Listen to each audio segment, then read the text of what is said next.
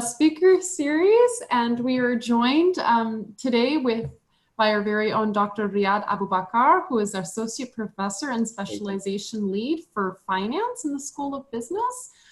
His focus is in economics, specifically macroeconomics, monetary economics, finance, econometrics, and international trade. And today he will be presenting saving rate and interest rate uncertainty.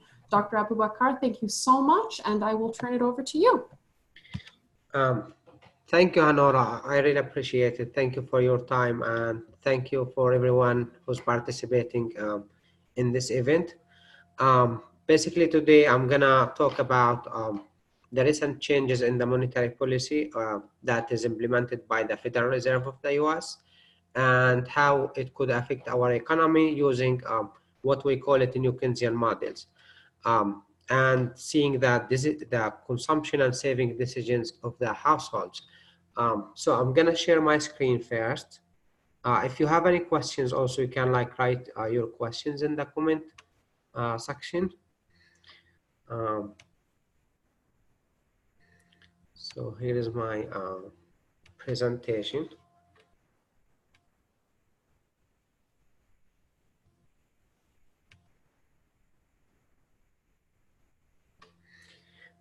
So before I start, basically I'm gonna introduce a very important point that has been happening recently, which is a low interest rate in the US. So most of you guys, I think, see that the interest rate is really low these days.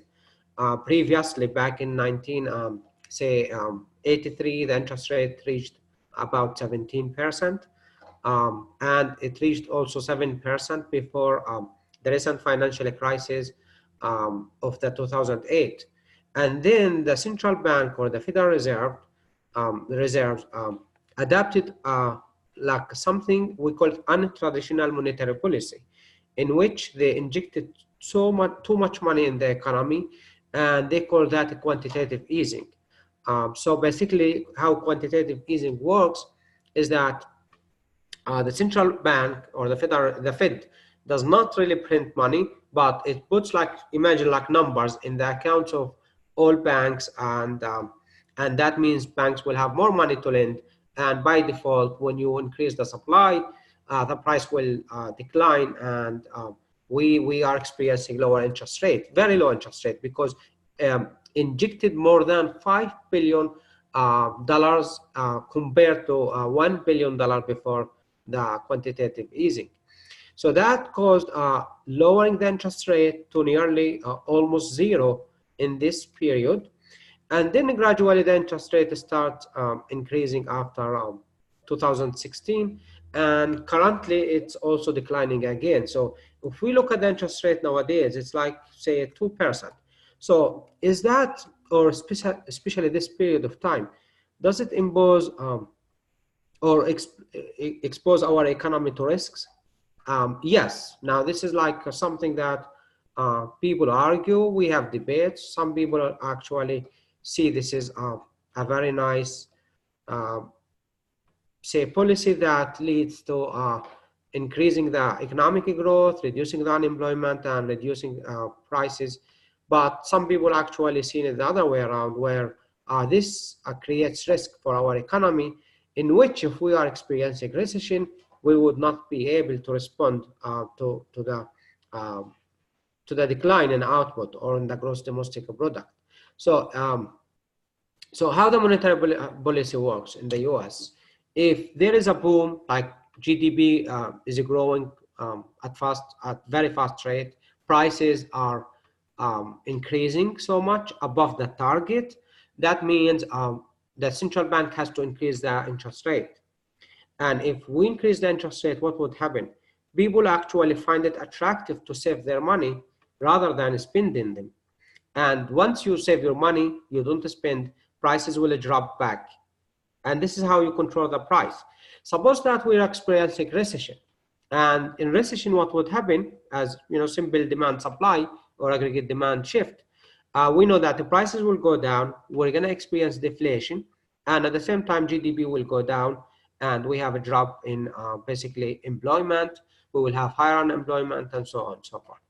So what would happen? What the central bank can do in this case? How the Federal Reserve should react to these cases? Like, okay, we're experiencing recession. Imagine like the oil crisis now is leading to recession. What would happen? If you reduce the typical policy that we use in the US, it's called Taylor rule, in which the interest rate should increase if GDP goes above the target or prices above the target, and GDP also should decline. Sorry, interest rate should decline. We have to reduce the interest rate if the GDP declines or we're experiencing recession and prices go down below the target. So that's the goal. The goal is to have like to maintain some target. We call it like potential or long run output and targeted inflation. So for example, we need 2% increase in the prices. How can we do that? Suppose we have like only 1%. Suppose we have like 5%. So if we're experiencing recession, what would happen is that we have to lower the interest rate. And this is what happened after 2008. If you reduce the interest rate, basically people don't like to save money. They don't find it attractive to save their money in the bank. So what they're gonna do, they're gonna spend more, consumption will increase, GDP will go back to its trend or its long run level. And if prices go down, same thing. If the central bank should reduce the interest rate, and if they reduce the interest rate, that means basically we will have no benefit or no incentive to save our money. So we're gonna consume more, consumption will increase. Consumption is part of the GDP, and then we will have basically to bring the economy back to its long run rate. And this is basically the central bank policy, reducing the interest rate if GDP goes down, inflation goes down, or we have deflation, or there is a recession. And we have to increase the interest rate. And if the GDP is growing up above our level or it's experiencing boom, and if the prices are up and they are basically above the target. So it's just a simple policy, you know, that's what we do. Now, what would happen if we're experiencing recession? That's the question. Suppose that we're experiencing recession at this period of time, or at this even. What the central bank has to do is reducing the interest rate by 1.25 of the inflation rate. So suppose that we are experiencing 2%, that means 2.5, the interest rate should go down. And so and the opposite if the inflation is going up. So what would happen if we have low interest rate and we are experiencing severe recession? Like GDP is going down so much and inflation going down so much, then we have to reduce the interest rate, but we're tight. You know, our hands are tight because we actually cannot reduce the interest rate so much. Before the 2008, we reduced the interest rate from 7 to almost 0. Now, okay, we don't have 7. So what would happen? We're gonna stuck with level that is called zero lower bound, which is the 0. Now, in the US, from several resources, the possibility of having negative interest rate is almost 0. So negative interest rate, which means like you basically punish or penalize the people for saving their money in the bank. This is like unlikely to happen in the US. So what that means, we have to reduce the interest rate to nearly 0. And then if prices go down, we can do nothing about it.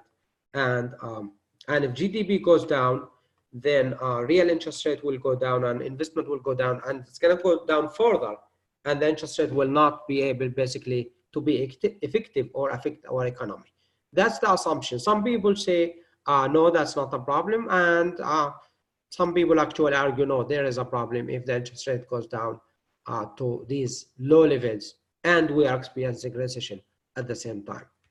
So in this paper, what we do is I'm studying the impact of the zero lower bound, like having almost 0 interest rate. If we are experiencing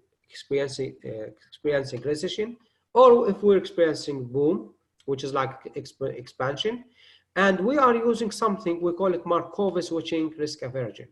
So in this case, what I'm doing is basically I'm assuming that state of the economy moves from lower risk to higher risk to lower risk. And we are switching between states of the economy. And in each state, we're experiencing different reaction to the basically consumption and saving decisions. So for example, suppose we are experiencing recession, people are actually more experiencing more risk. So that's why we are using different parameters to different states of the economy. That model is not widely used. I don't know if there is another paper that uses the same system, but I did that because I don't want to stuck with one parameter regardless of the state of the economy. So that's what the paper does. So we use asymmetric, we show asymmetries at the zero lower bound, which means we can see different impact with different states. So how to introduce the topic here? Basically, the interest rate, as you guys can see in the previous figure, it's been very low since 2008, 2009. So which is the time where the budget of the Federal Reserve increased from, I think, $1 to $5 trillion because they put too much money in the economy, and that's why they lowered the interest rate to nearly zero. Imagine it's a simple supply demand. We have more supply of money. That means we have lower interest rate. So now, if the interest rate is really zero or almost zero, even if 2% is the current rate, it's considered very low. So we have zero lower bound on interest rate. That's the assumption in the US, where the interest rate cannot be below zero. So a negative interest rate is not possible. So for example, suppose that inflation goes by 2%, we have to reduce the interest rate by 1.25 of that, which is 2.5%. But if the interest rate is at 2, then we cannot go further. We just reduce it to zero, almost. We're not going to go further than that. And then the impact or the effective of the monetary policy will be different at these levels. So as we can see here, the central bank is no longer able to affect or offset economic shocks, especially negative shocks, when the monetary policy is stuck at the zero lower bound. So many people are talking about this topic positively, negatively. Some people are against. Some people show different models that there is no impact for the zero lower bound. Some people argue that there is impact. In this paper, we are showing that there is impact and there's no impact. We're doing both. I will show you later how. So, for example, Bernanke is that former chairperson of the Federal Reserve, argues that yes, if we get into a recession, we would be in trouble. So, in his interview with Yahoo Finance back in October 2015, he argued that yes, if we get recession at this time where we have very low interest rate, we will be in trouble. And that's like, an argument from former chairperson of the economy of the Federal Reserve, which may be supposed to be, a person who actually solves these kind of financial problems when the economy hits a recession. So some people, we will look at the literature and what other people says in this topic, what other people argue. For example, we have Cristiano and Rebico and Campbell in 2011 in the Journal of Political Economy. They say that the zero lower bound affects the government multiplier. Now, what's the government multiplier? When the government puts money in the economy, like government expenditure, the GDP is affected. So if you put more money in the economy, GDP will increase. If you add taxes, GDP will decrease, and so on and so forth. So the government can have an impact on the economy, and we measure that impact by 1 to 1, 1 to 2. So we say, if we put $1 in the economy as expenditure, what would happen to the GDP? Is going to be increasing by $2. Then we say, okay, the government multiplier is 2. That's the idea of government multiplier. So each dollar we put in the economy, it's going to lead to $1, for example, increase. That means the multiplier is 1. If we increase the taxes by $1, then then the GDP will decrease by 2. Then we say tax multiplier is 2. So if the government multiplier, what would happen at the zero lower bound? They argue that government multiplier increases. So there is an impact. So what that means, if government expenditure, if the government increases, say, government expenditure by $1, that means the GDP will go up. We experience boom. The interest rate should go up. Imagine the interest rate did not go up. That means people will also spend more money in the economy. Prices will go up, and they will not save because the real interest rate on their saving is going to go down, and consumption will go up, and the GDP will basically, instead of increasing by $2, would increase by $3. And that's why they argue that the GDP, the government multiplier, increases at the zero lower bound. And for example, Swanson and Williams in 2014 in American Economic Review Journal, they argue, these guys, that, okay, there's no impact because people don't look at the current interest rate, they look at the future streams of the interest rate, the yield curve. And if they do that, they argue with their model that the interest rate will not have an impact. The zero lower bound of the interest rate will not have an impact on the economy. Now, between these two papers, what do we do? What is the difference that we do between these and other? I summarize, like, journal articles that are published in top journals. But what about if we look at other papers? Yes, there's an argument between yes and no. The monetary policy will be effective or will not be effective at the zero lower bound. However, what do we do different is that we say, first, the measure of the risk aversion affects the economy. Imagine, like, we are experiencing boom, and at the same time, people are, they're worried about the future. They have different risk measures. And imagine if we experience a recession, but the people are not in a risk. They're not feeling risky. So we just basically we stimulate the model with we make simulation with different parameters of the risk aversion to see what's the impact within the zero lower bound. Imagine, like, if we are hitting recession and I know that the interest rate will not be affected, will not go down, how do I act to that? I might, feeling more risky, and in that case, or less risky. And in that case, the impact of that recession on the economy would be different. So that's why we're measuring the impact using different models, different New Keynesian models with different risk aversion measures. And at the same time, we see that we assume that the economy switch between high and low risk. Now, why do we do that?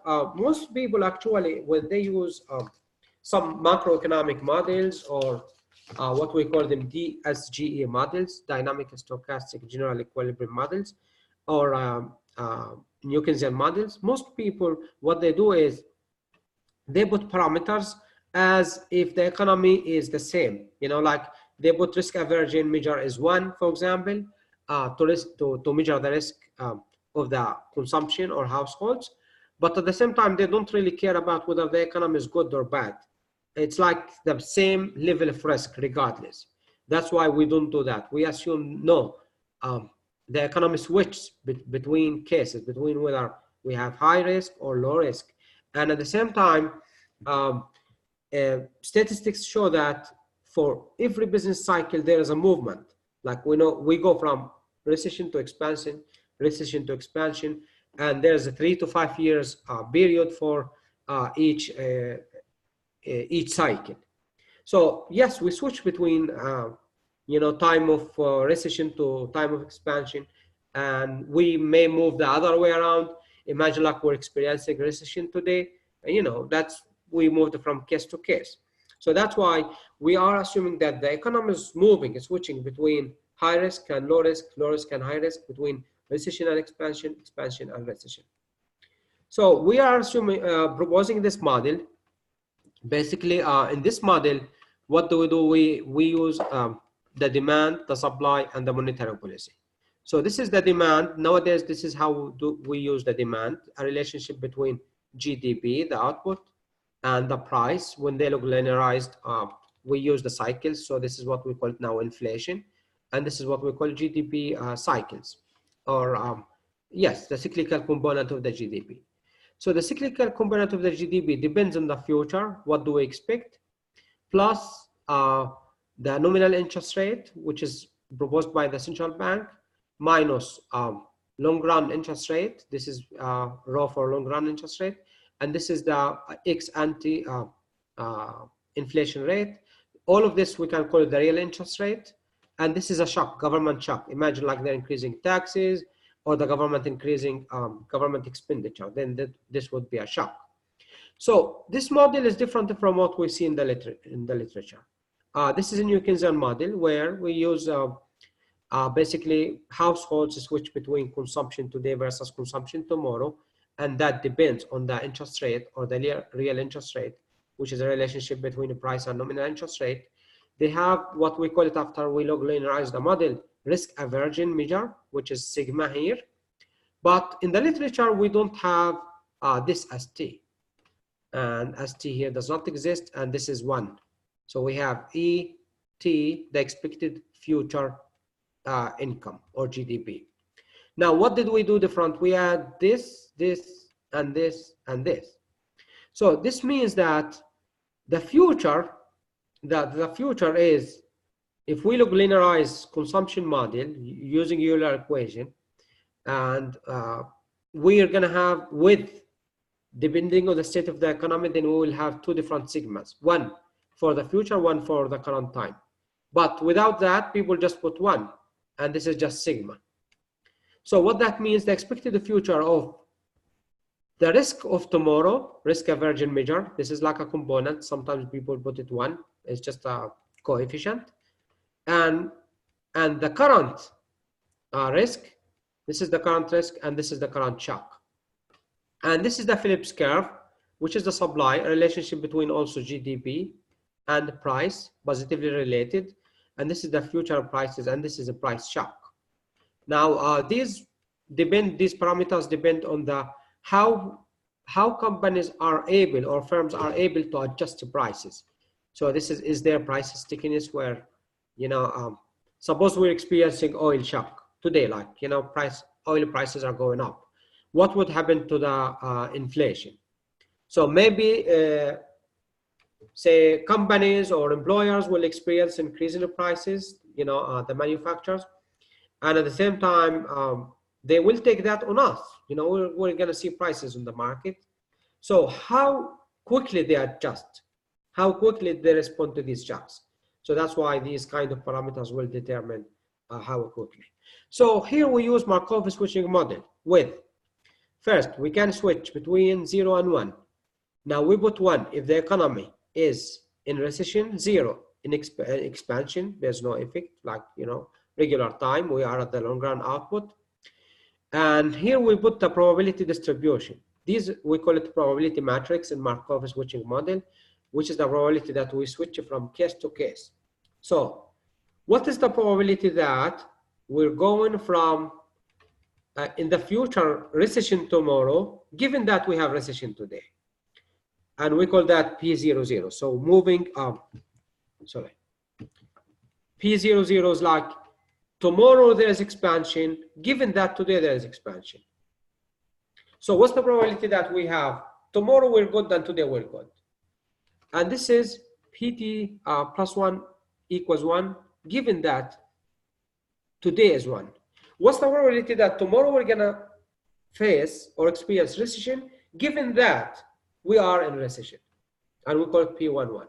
That means what's P01 is like, what is the probability we're moving to recession if we are now in a good condition? What's P10? What's the probability that tomorrow we're gonna have expansion, given that we have recession today? And that's, you know, that's basically typical thinking. Like, okay, today we're experiencing recession. Tomorrow we're not gonna be in a recession, but we're not sure about tomorrow. So what's the probability that we're gonna go to non-recession from recession, and vice versa? If we are now in a boom, the economy is doing great, what's the probability that tomorrow will be great too? You see, so these kind of probabilities, we have 4 cases, moving from risky economy to less risky to more, and risky to risky or less to less. And the third thing, these are 3 components of what we call a DSGL model or a New Keynesian model. And this model actually proposed in macroeconomic models after maybe 2008. So these kind of models are not like classical, they are new Keynesian models. So the interest rate here, usually what does it do is respond to the economy by this parameter, pi for the inflation, and this is for the output, and they have a shock. You know, like imagine the interest rate today, they decide to do something. Now, like it's a news. We call this like a news on the interest rate. So these shocks will affect our economy somehow, and we're going to see the impact of these shocks.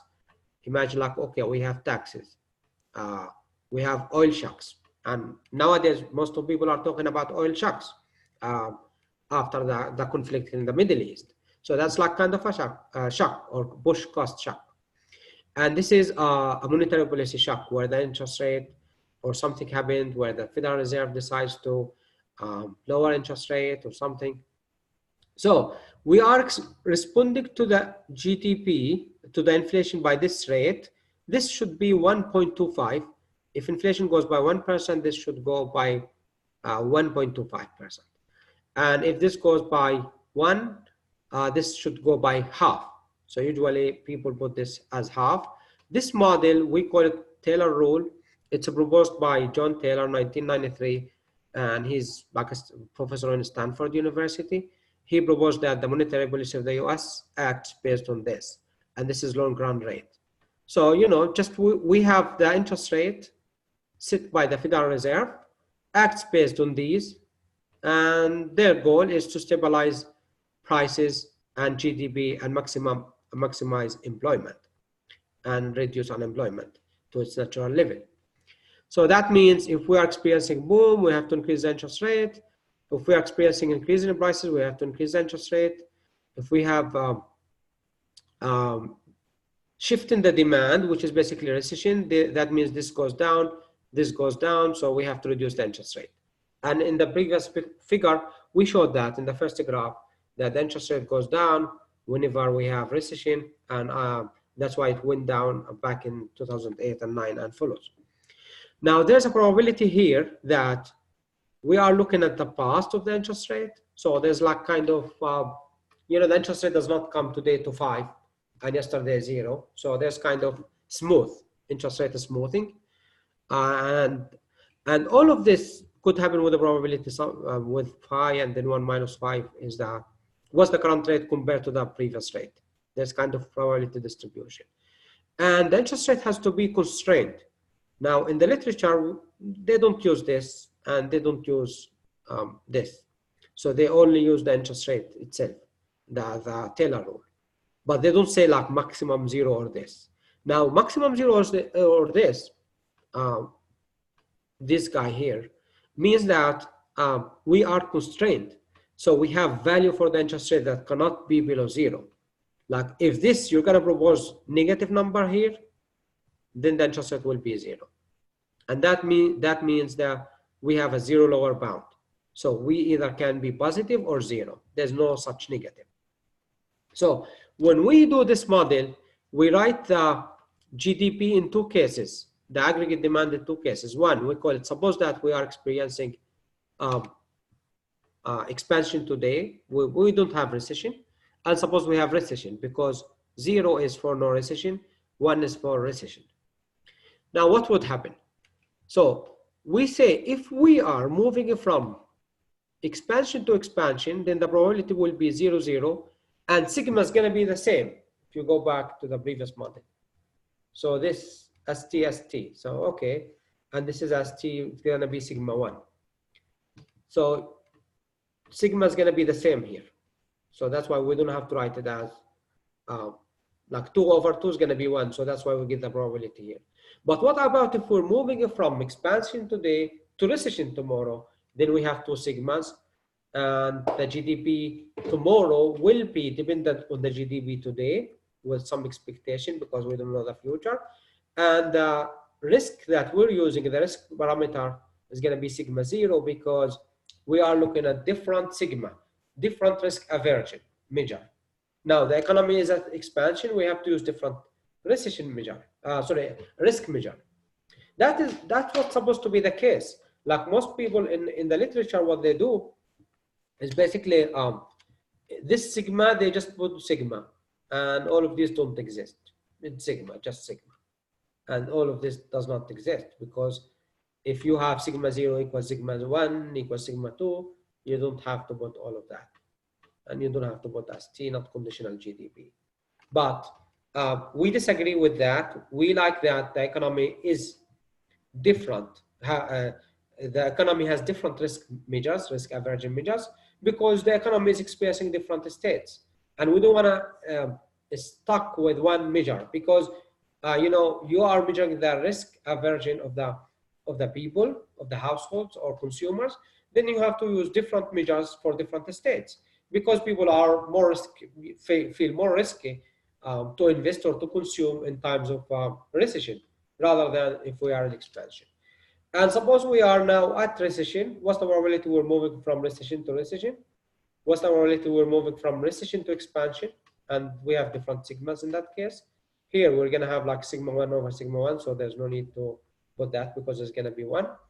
And this is GDP shock or output shock, like government decides to do something, increase expenditure. This is what we call long run interest rate. And all of this, we call it real interest rate, because it measures the difference between the nominal rate and the inflation. So we have shocks. Now, all the shocks follow what we call it AR1, autoregressive degree 1. So every shock depends on the past, but for the aggregate demand, we assume that we have different shocks. Shock that measures the current economy being at bad rate and or at recession, and there's another shock where the economy is at expansion. So that's why I decide to actually have two shocks for the economy, depending on the state of the economy.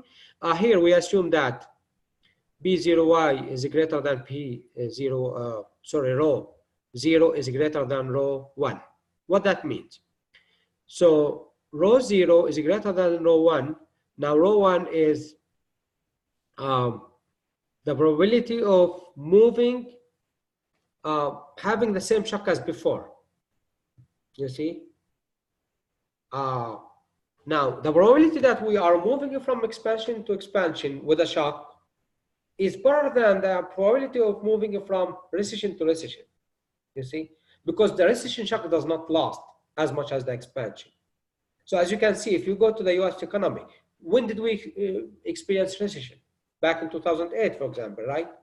So that means, you know, it's like every 10 years, you know, we are in 2020 and we don't have recession now. So moving from recession to recession, it's less likely than moving from recession to expansion. So when we are experiencing bad economy, the economy is downtrending, right away we think we have to fix it. You know, we don't want to stuck with the past.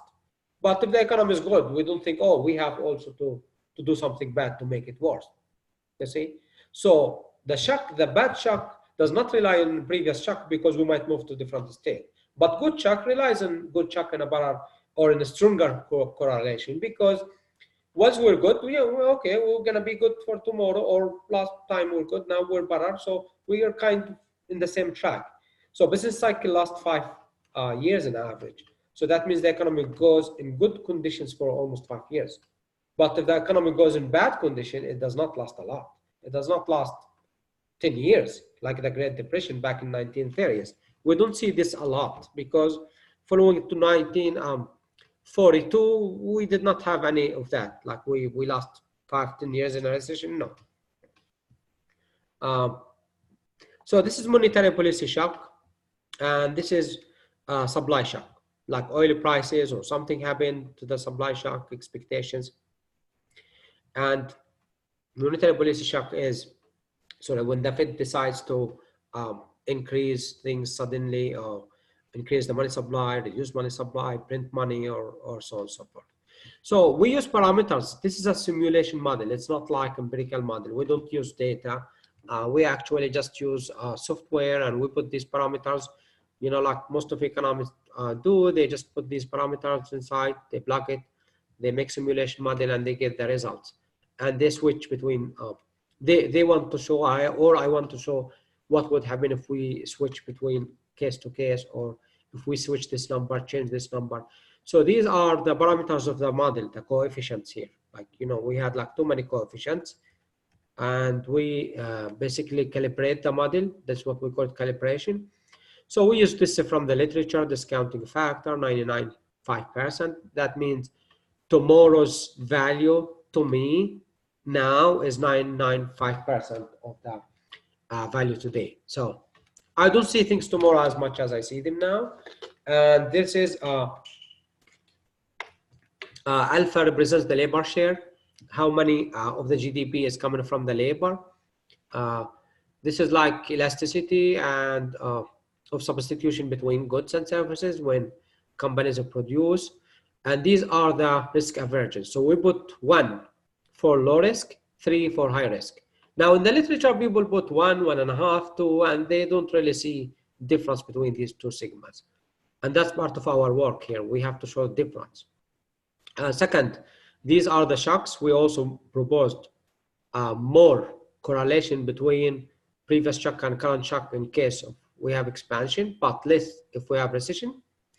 And these are the parameters from the literature. All these parameters are taken from these guys like Farmers, in Journal of Economic Theory, 2009, Chevet and Hamilton, 2006, and Galley. Galley is the person who actually proposed the DSGE model back in 2008. And this is the probability distribution of the Markov switching model. So if we switch from, look at these numbers. If we switch from expansion to expansion, we switch with a percentage of 95%. If we switch from recession to recession, it's 78%. That's why we calibrated this in the same way. So we propose these numbers to be actually equivalent to these kind of numbers. So what this means, what this number means, if suppose today we have, you know, boom, the economy is doing good, expansion, then 95% tomorrow is going to be expansion, but 5% is going to be recession. So B01 is going to be 5%. The other probability is, suppose I have recession. What would be the probability that tomorrow there is a recession too? Then it's going to be 78%, less likely. You see, it's common sense. But what would be the probability of expansion? 22%. So why do we do that? Like why this number is greater than this? Because like imagine I'm doing good. Okay, tomorrow there's a huge percentage of probability that I will do good too. But if I'm doing bad, oh, I have to fix that. I have to change that. I'm not gonna last tomorrow doing the same thing. So if the economy is bad or at recession, then we think right away, oh, we need to fix it. We're not gonna allow it to be in the same condition like today. So that's kind of calibration that makes sense. Then what would happen if we have now negative shocks or positive shocks? What are the shocks? Shocks is like, imagine government will increase taxes. That's government negative shock. Imagine government wants to increase the benefits. That means government expenditure will increase. That's positive shock. Imagine government wants to reduce salaries. That's government expenditure reduced, which is negative government shock, or it's going to affect the GDP or the aggregate demand. Now, what's the inflation shock? Imagine oil prices increase. Like these 3 days, we experienced an increase in oil prices because of the oil production in the Middle East. Like the price went from 62 to 64 or even 65. So that means this is a positive inflation shock. Prices are going up. Now, what would happen if we have better technology? Then we can produce at cheaper prices. So inflation will experience negative price shock, and so on and so forth. So we have shocks, news, sudden news, unpredicted, and these could be divided into lower and higher risk, positive and negative shocks in GDP and inflation, and at the same time we have different risk averaging. So if we have negative shock, that means we are having a higher risk averaging. So we have to use higher sigma. and we're moving tomorrow with our probability that tomorrow there is the same shock or there is a parallel economy. So you see now the case how. Suppose today we are experiencing positive government shock. The economy is at boom. Will that last for tomorrow? What's the probability? And are we experiencing, do we feel bad about it? No, because the government is increasing the expenditure, which means we are feeling good, and the risk averaging should be lower because we're good, we don't feel the same. So that's why we did this particular model to account for risk averaging, the shocks, and the zero lower bound. So there are like a 3 contributions in one paper. And we calibrate the model and we look.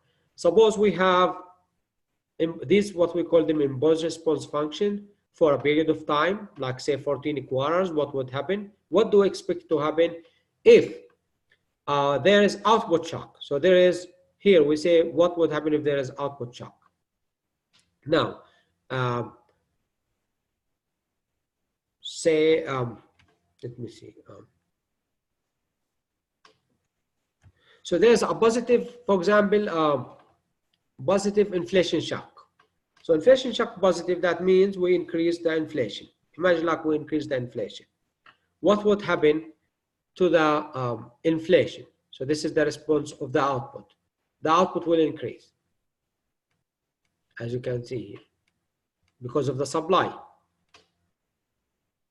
And what would happen to the inflation? It will also increase. There's a shock to the price. The price will increase. Now, what's the difference between these two cases? First, there's high risk. In a high risk, as you can see, the impact will be higher, 0.04 versus 0.01.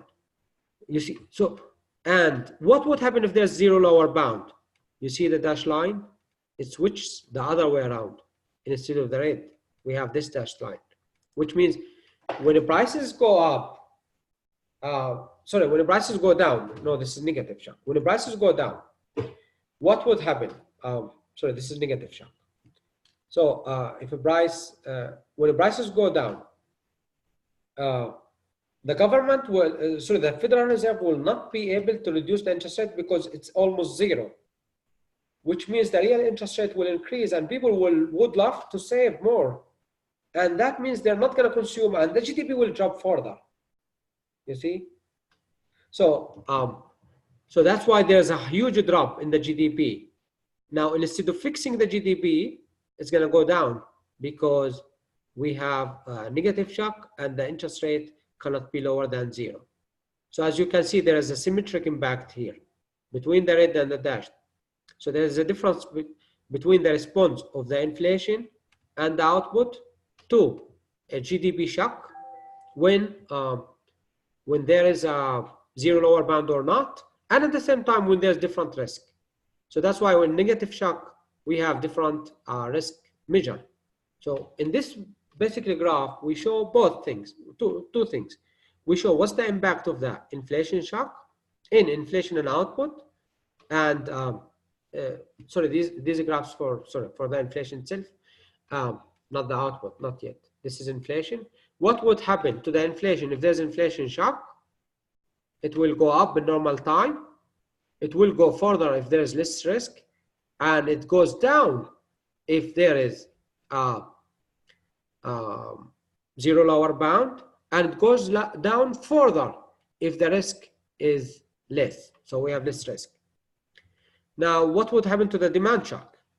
Output shock. Imagine government increases government expenditure or decreases government expenditure.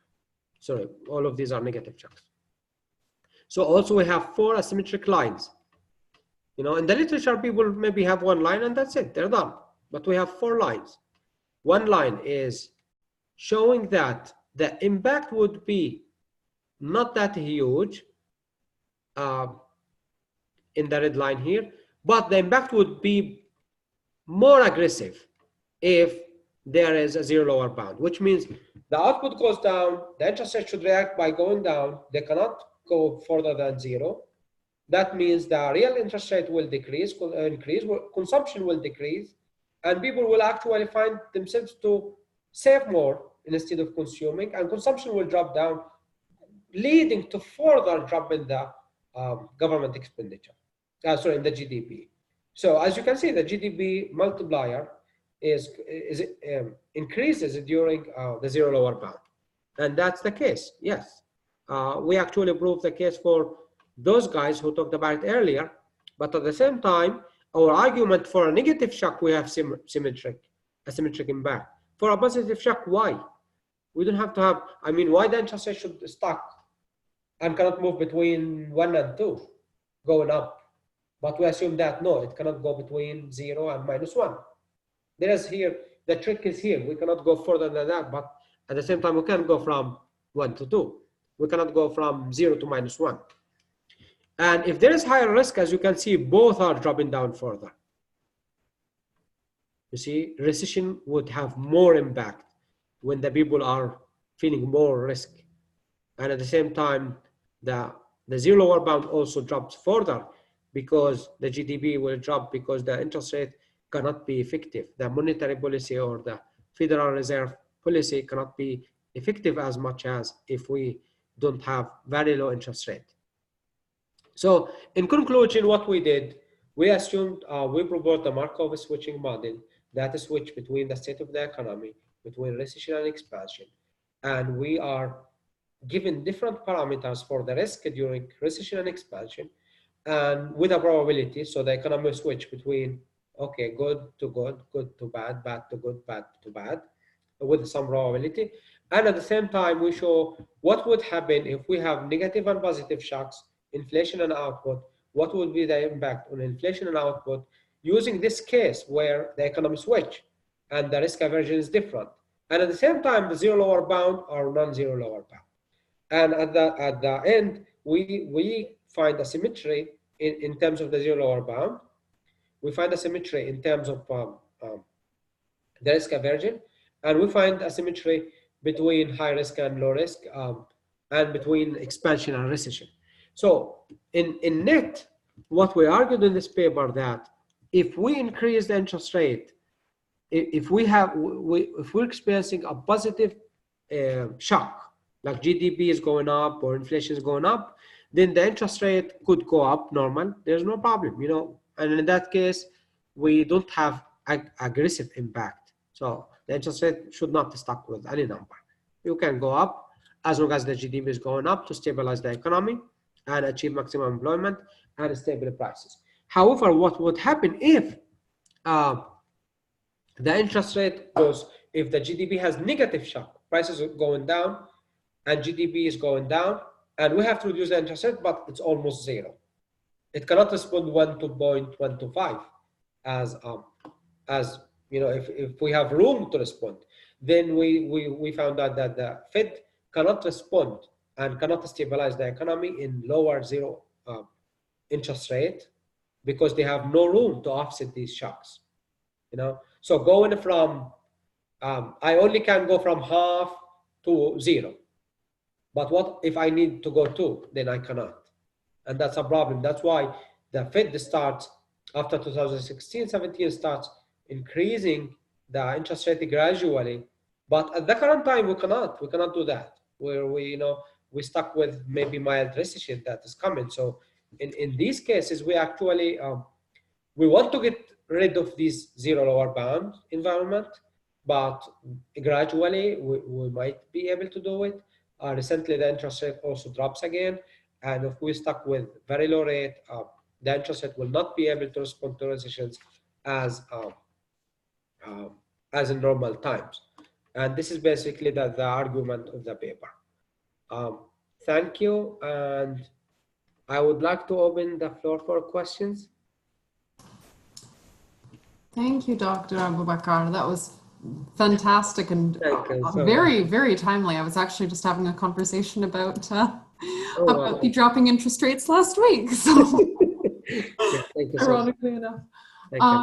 Our attendees who are attending live, if you would like to ask questions, we will unmute you at this time. And you are also welcome to use the chat at the bottom of your presentation screen. So if you scroll down, you will see where the chat pod is, as well as the Q&A pod. So please feel free to ask any of your questions to Dr. Abubakar. Thank you guys. Thanks to all of you for listening and watching this presentation.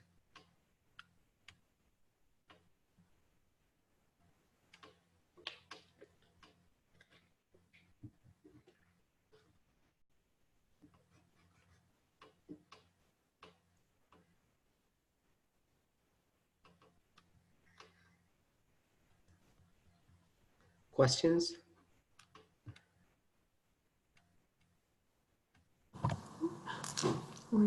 I'm not seeing any come just yet through the chat or oh, we have one actually now, just spoke too soon, from Cassandra Horner. How will a potential economic crash impact the zero lower bound and risk aversion? Thank you for this question. Basically, as I mentioned earlier, if there's an economic crash, the interest rate will not be able to respond to these crashes. And the GDP, the drop in GDP will be further. So that's why the zero lower bound is basically a macroeconomic issue that exists when the interest rate is very low, nearly zero. So interest rate in the US works as simple as this. If prices go up, GDP goes up, then interest rate should go up. If they go down, then interest rate should go down. So if we have if we are experiencing a very sharp drop in GDP and prices, that means simply the interest rate should go down. So suppose that we are nearly at zero, then it will not go down, and the drop will be further. So that's like a mild recession could turn into a severe recession. That's why it's a risky period. Now we are gradually getting out of that period, but recently also the Federal Reserve reduced the interest rate. Now, the risk aversion, what I assume is that the risk aversion is affected by the state of the economy. So when there is a drop in the economy or a crash, we assume that people are feeling more risky, and the risk premium increases, where they need basically to be compensated for their investment, for their risk, and so on and so forth. Does that answer your question? Thank you.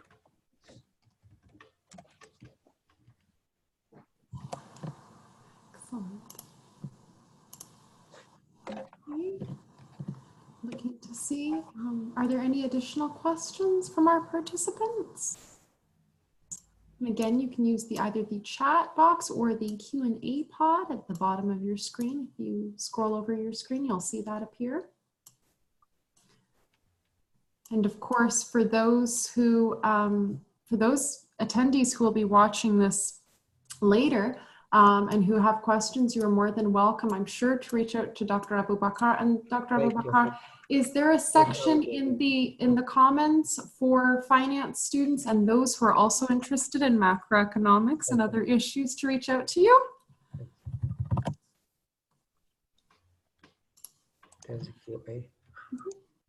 Oh, thank you.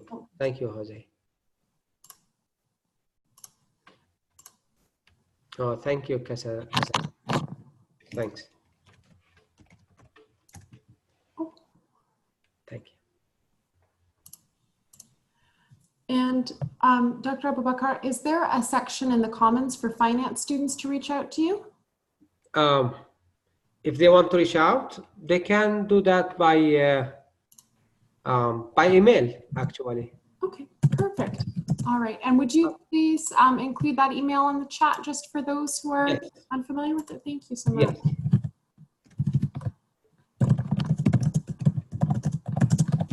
Yes. Yes, I wrote it down. So thank you so much. No problem.